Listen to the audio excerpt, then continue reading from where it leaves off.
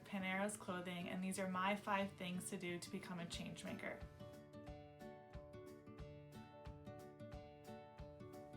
The first thing I suggest doing to become a changemaker is to recognize a specific tangible problem that you're passionate about changing. So for me, after working in the fashion industry for 10 years and really learning and experiencing how wasteful and polluting and unsustainable the fashion industry can be, I knew I wanted to make an impact and I knew I wanted to make a change. Find a way that your background and skill set offers a unique edge to address some specific part of the problem. With my experience working in the fashion industry and designing for 10 years, I knew I had a unique edge to solve the problem of changing the fashion industry and creating a brand from the ground up that was focused on sustainability and ethical practices from the beginning and at our core, rather than just implementing and adding on those elements. Another example might be that you're great at content creation. So you could research companies that are looking for someone to create great content about a problem that they're trying to solve that you're also passionate about. Don't worry about trying to solve the entire thing. You could be one part of the solution.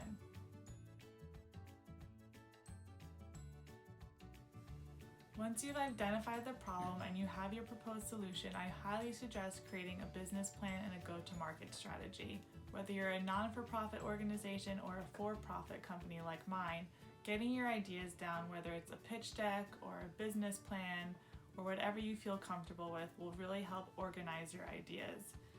What I did was create a brand book and a mood board to really get my ideas down, what I wanted to create, how I was going to bring it to market, and that ended up being my one-of-a-kind unisex vintage Hawaiian shirts and bucket hats that were upcycled here in Los Angeles.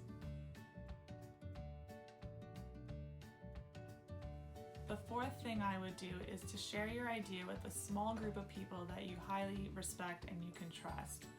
I worked mornings and nights and weekends on my project and reached out to close friends and family, sharing my idea, asking for advice, asking if there was any other suggestions that they could make, if they had connections that I could contact, and really getting support that way and getting ideas if this is what you should be doing or if there's another opportunity to explore. And lastly, number 5. I suggest trying out your idea in a small way. I continued to work full-time while I worked early mornings and nights and weekends and worked for months getting my idea out there, creating a cheap website, running small ads, doing pop-ups, and getting that experience and seeing if my idea was viable and if I should continue on this path or if I should pivot and make new changes. And lastly, don't be afraid to try and make a change.